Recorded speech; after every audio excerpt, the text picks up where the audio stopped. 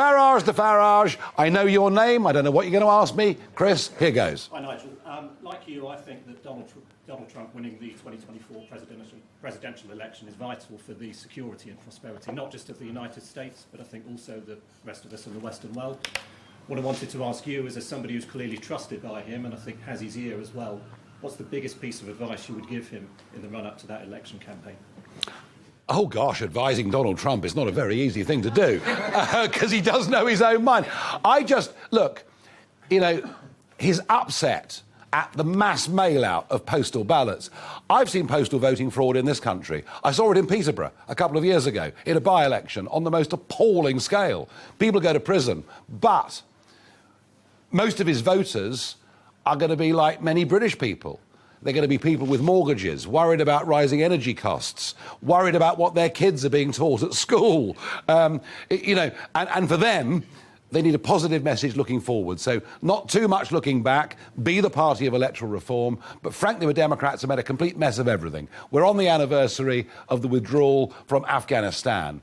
It made the West look weak. Without it, Putin would not have invaded Ukraine. They're getting so much wrong. And Trump, look, he's not everyone's cup of tea. And he's a very outspoken New Yorker. But I think on the big issues of the world, like the threats posed by China, like the threats posed to free speech, he's the only guy I can see with the courage to stand up and do it. So my advice to Chris would be look forward. What would your advice be? Very similar, I think. I think I was slightly worried after such a big deal was made of the fact that he clearly strongly feels that the 2020 election was rigged. Yeah. And I think I was slightly worried, actually, that some of his base may have become disillusioned with the whole system. And then I think we saw that in the Georgia election not too long afterwards. We did, yeah. So I think not focusing too much on that, because I think if people are convinced that the system is rigged. But I think potentially, I think what we've seen in the last couple of weeks with the FBI, I think will almost re-energise any of his base who maybe were. Well, I saw him speak 2 weeks ago in Dallas. He was looking great, or as he would say, just so great, so great, so great. Good. Thank you. Stuart is up next.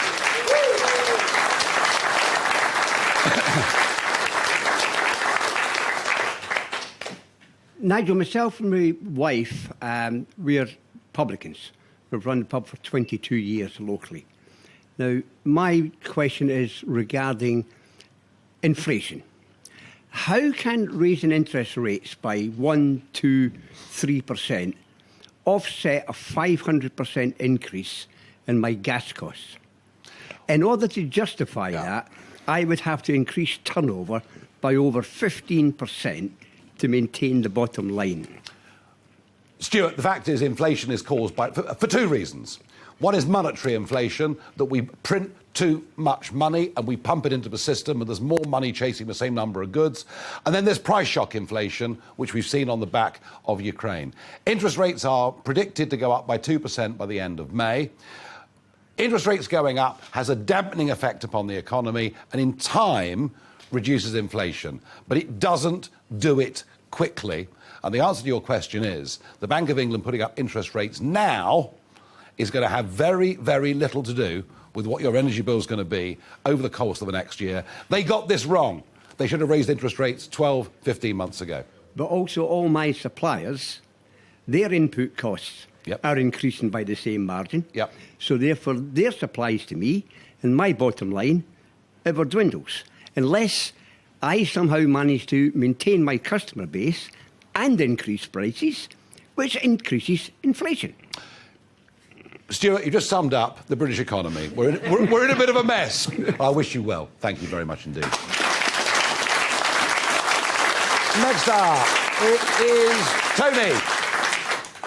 Thank you, Nigel, for coming and rallying the troops, as it were. Do what I can. Given that the current two candidates for Prime Minister will do something about the current crisis, do you think if either one of them were to state emphatically that within 6 months they would solve the problem of Northern Ireland, fishing, immigration, and that would have effectively focused the attention of 17.4 million people, plus the 80-seat majority voters that got them into power?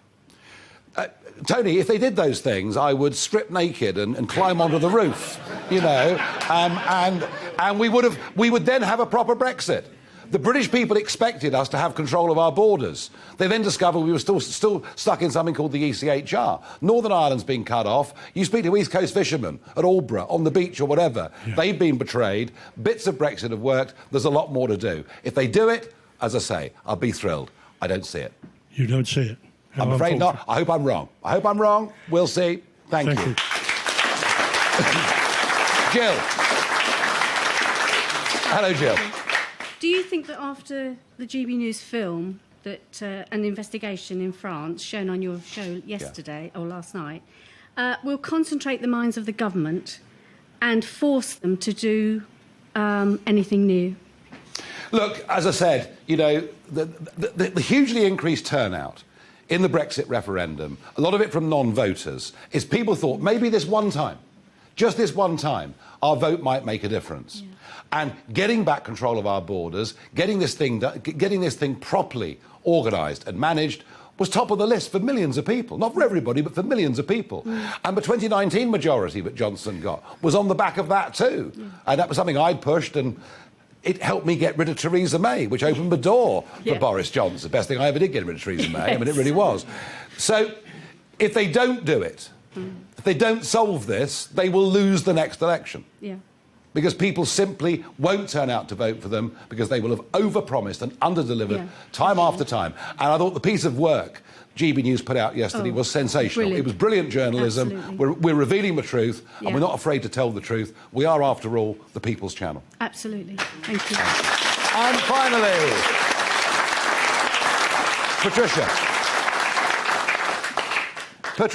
Hello, Nigel. Good evening. Nigel, do you think if Liz Truss does become our new PM, do you think she's got it in her to solve the migrant crisis? Or be like Maggie Thatcher style? Well, she dresses like Maggie Thatcher. She wants us to think she's like Maggie Thatcher. Do you know what? She's been in the cabinet for 8 years, and she wasn't a household name. In cricketing terms, with the public, she's hardly troubled the scorer in 8 years. Now, that may be because she's played everything with a straight bat and been very sensible. I don't know. I mean, look, she was a Remainer. She voted for Mrs May's treacherous sellout on 3 occasions. And now we're told she's a born-again leaver and everything's going to be fine. Well, people are allowed to change their minds. We all, at different points of our lives, change our minds on things. For the sake of the country, I want to believe it's true. For the sake of the country, I want to believe she's got the guts to take on the civil service, to deal with the problems that we've got. But history teaches me that again and again and again, Conservatives get elected by sounding very Conservative and don't govern in a very Conservative way. And maybe in the end, that's one of Boris's legacies. You know, elected as a Conservative, led far too much as a Liberal. I think Truss will not be up to these challenges, but I really hope I'm wrong for the sake of the country. Patricia, thank you very much.